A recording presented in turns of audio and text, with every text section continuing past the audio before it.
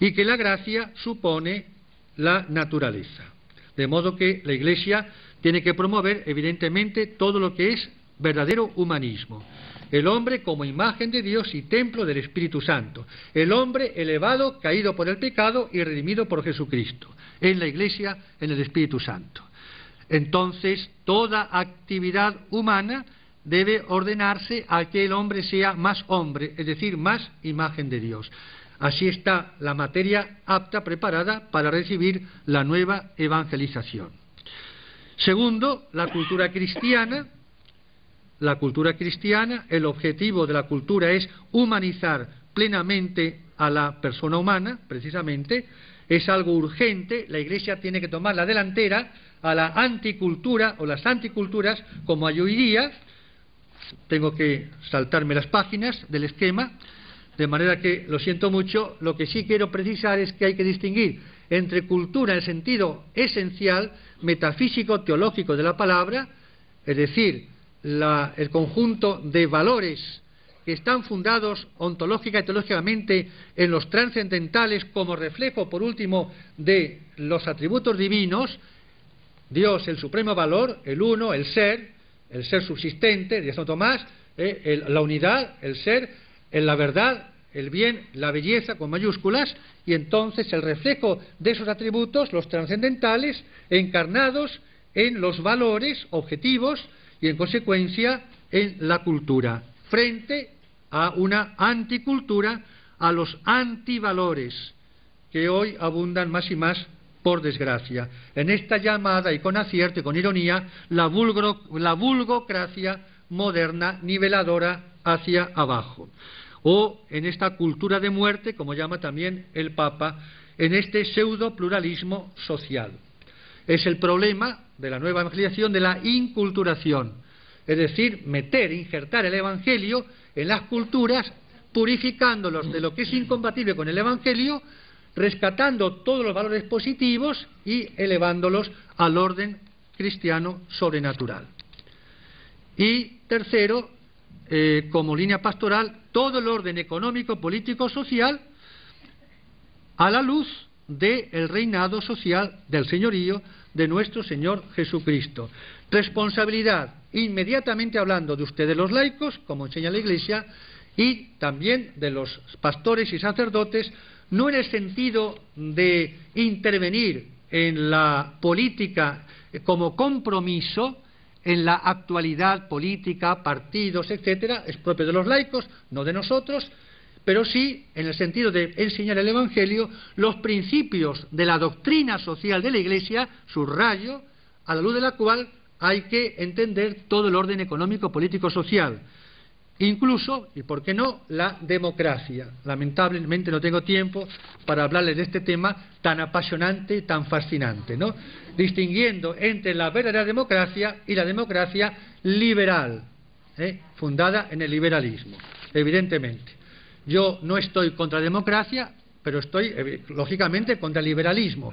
Y estoy contra la democracia en cuanto que es liberal, porque es el rechazo, la negación, un insulto al reinado, a la realeza social de nuestro Señor Jesucristo. Bastaría meditar alguna de las páginas o toda la encíclica Centesimus Annus del Santo Padre para ver cómo él distingue muy bien entre la verdadera y falsa democracia y cómo él habla también de la crisis de los sistemas democráticos hoy día, cosa muy importante, y la auténtica democracia como una forma de gobierno, por supuesto, como podría ser otra cualquiera, aunque ahora esté de moda o sea quizá la más conveniente, no me importa. La Iglesia no se casa, entre comillas, no se identifica ni con ninguna cultura ni con ninguna forma de gobierno, las acepta todo siempre y cuando las acepta, estén de acuerdo en todo con la ley natural y con la ley evangélica. Decía muy bien ya Pío XII que la auténtica democracia tiene que estar fundada según la finalidad de los seres, sentido metafísico, y de los fines, en orden temporal, natural y sobrenatural, y que no puede haber auténtica democracia si no es a la luz del misterio de Belén, de Cristo, del Verbo encarnado, es decir, de la realeza de Cristo. Hay un parrafito, amados hermanos, precisamente en este documento sobre el estudio de la doctrina social de la Iglesia en los seminarios cuando dice justamente que la política, todo el orden temporal tiene que estar interpretado y fundado en la realeza de Cristo, textualmente.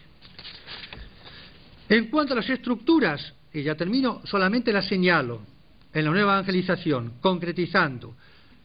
Objetivo fundamental, la familia. La crisis que hay de la familia, hablando en líneas generales, es decir, la crisis del sacramento del matrimonio, lógicamente, la crisis de la relación de padres e hijos, la crisis de la educación, todo el problema de la educación, evidentemente que aquí está, digamos, el quid de la cuestión. Por eso los ataques modernos de la posmodernidad y de la modernidad contra la familia, a través de la red cloacal, de los canales, de la televisión, etcétera, etcétera, etcétera. Porque el demonio sabe muy bien que hundiendo a la familia, rompiendo el matrimonio con la ley del divorcio, etcétera, etcétera, amor libre, todo lo que ustedes quieran, entonces viene el desastre de la juventud y también, evidentemente, la penuria y, por qué no decirlo, la crisis de las vocaciones, muy ligada, lógicamente, a la familia, que debe ser, como dice la Iglesia, una iglesia doméstica, el santuario de la Iglesia. La escuela, universidad, centro de enseñanza, en general, con sus tres notas: confesionalidad católica, integralidad, el hombre en toda su dimensión, sobre todo los valores trascendentes, sobrenaturales, y actualizada para el hombre de hoy, por supuesto, que también está en crisis la escuela. Y el seminario, solamente lo indico, en el sentido de que la crisis de la familia repercute en las vocaciones, en la escasez y a veces también en la calidad o poca calidad de muchas vocaciones en el seminario, y porque el ambiente de secularismo, como decía muy bien este obispo brasileño Buenaventura Kloppenburg, decía que el joven de hoy que va al seminario, esta juventud, pues viene también de este ambiente del secularismo, con todos los problemas que comporta. Después, primero para llegar al sacerdocio y después una vez llegados. Un problema tremendo que a la Iglesia tiene preocupadísima, porque es lógico. Ahí nos dejan que dice que tal es el sacerdote, tal es el pueblo, lógicamente.